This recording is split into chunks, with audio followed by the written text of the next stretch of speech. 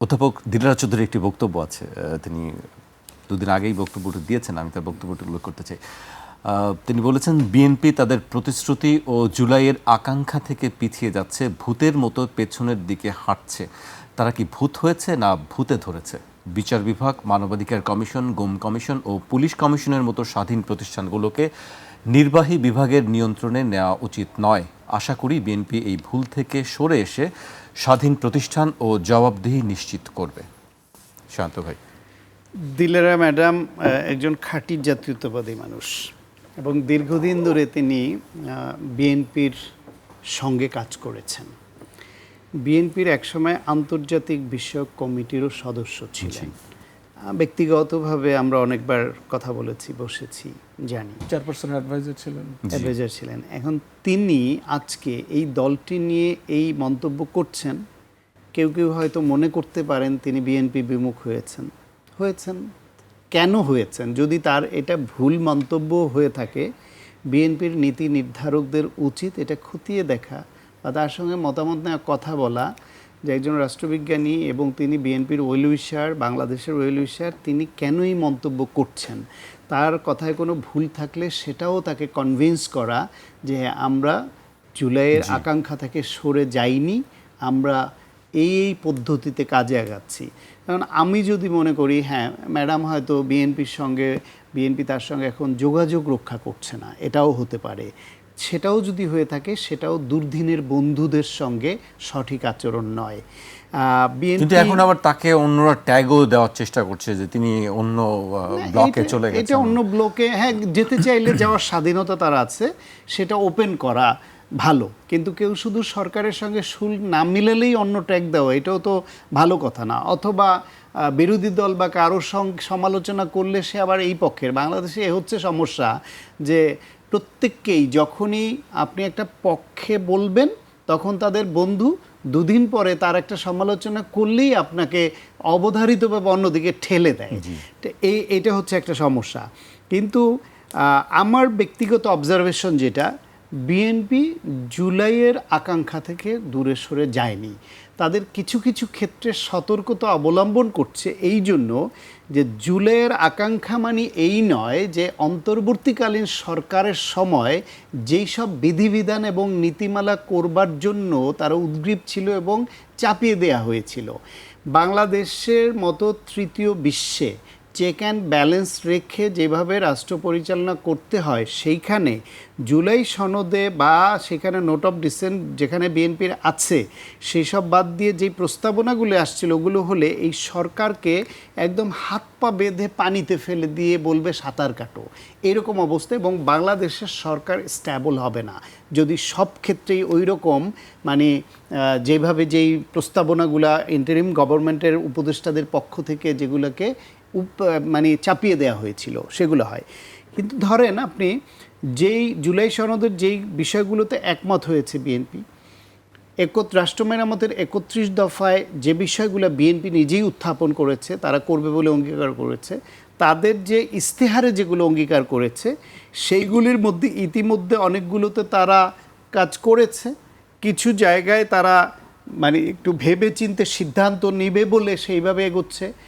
এই সংবিধান সংশোধনের জন্য তারা বিশেষ কমিটি করেছে এবং সেই কমিটি এবং স্বরাষ্ট্রমন্ত্রী তো সংবিধান নিয়ে বিএনপির মধ্যে সবচেয়ে বেশি কথা বলছেন এবং আইনমন্ত্রী, এই দুজনে বা সরকারের যে কোনো পর্যায়ে থেকে কথা বললে এখনও তারা বলছেন, অঙ্গীকার করছেন যে জুলাই সনদের তাদের যে অঙ্গীকার তার প্রতিটা জিনিস তারা বাস্তবায়ন করবেন এবং তার লক্ষণও ইতিমধ্যে যে দেখা যায়নি এমন নয়। আপনি দেখেন এই সরকারের মাত্র এই যে 180 দিন অতিবাহিত হলো দুদিন আগে, এর মধ্যে সরকারের তাৎক্ষণিক স্বস্তি দেওয়ার যে বিষয়টা, সেইখানে কোথাও কোথাও তাদের ঘাটতি আছে। বিদ্যুৎ নিয়ে, তেল নিয়ে, গ্যাস নিয়ে, দ্রব্যমূল্য নিয়ে ক্ষেত্র বিশেষে তাদের ঘাটতি আছে এবং এটা নিয়ে তারা চেষ্টা করছে এবং দুঃখ প্রকাশ করছে।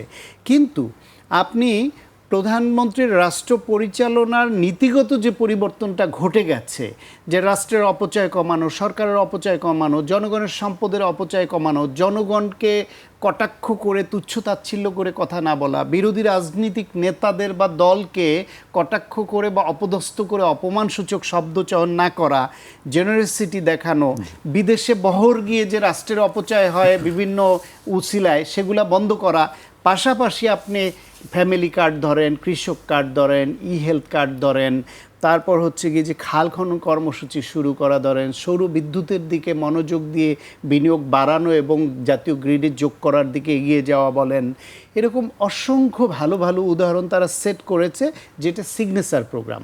আর দীর্ঘমেয়াদী প্রোগ্রামের মধ্যে নীতিমালায় অনেক গুরুত্বপূর্ণ পরিবর্তন এনেছে। এমনকি আমি নিজে গুম কমিশন বাদ দেওয়ায় যে সমালোচনাটা করেছিলাম, সেইখানে তারা ইতিমধ্যে গুম প্রতিরোধ ও বিচার বিষয়ক একটা আইন তারা মন্ত্রিপরিষদে পাশ করেছেন।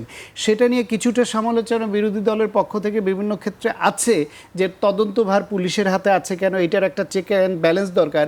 সেটা যৌক্তিক হলে সেটারও সংশোধন সম্ভব, কিন্তু এই সরকার যেহেতু গুম খুন করার মতো সরকার নয়, সেই হিসেবে এটা চালু হোক আইনটা। যদি কোথাও ব্যত্যয় দেখা যায় সমালোচনা হবে, চাপ প্রয়োগ হবে, পরিবর্তন হবে, সংশোধন হবে। তারা জুলাই স্মৃতিঘর জাদুঘর নিয়ে সমালোচনা ছিল, সেটাও কিন্তু এটা পরিপূর্ণভাবে সেটা উদ্বোধন করা হলো। অন্যান্য যে আইনগুলি যেগুলো 13টি অধ্যাদেশ যেগুলো বাতিল করেছিল, সেগুলোর মধ্যেও বিএনপি একটি নির্বাচিত সরকার, তারা ইন্টারিমের মতো অত অ্যাডহক ভিত্তিতে আইন করতে পারবে না।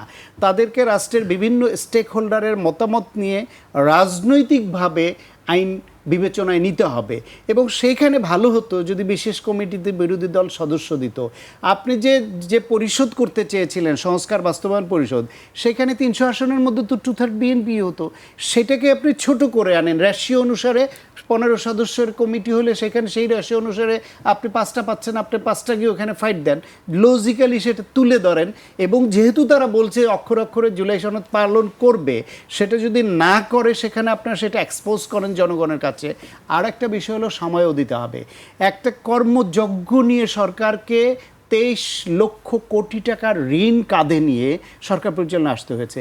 দেশটার সাংবিধানিক প্রতিষ্ঠানগুলো ধ্বংস করা হয়েছে, মানুষের মরালিটি ধ্বংস করা হয়েছে, অর্থনৈতিকভাবে পঙ্গু করে দেওয়া হয়েছে। সেই রকম একটা সমস্যা সংকুল দেশ, যেখানে একদিকে আপনার বাজেট দিতে চাইলে আর একদিকে শর্ট পড়ে।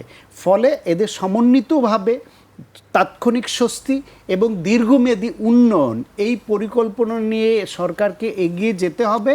এবং কোথাও কোথাও ঘাটতি থাকলে সেটা স্বীকার করতে হবে, জনগণের সহানুভূতি চাইতে হবে, সমর্থন চাইতে হবে।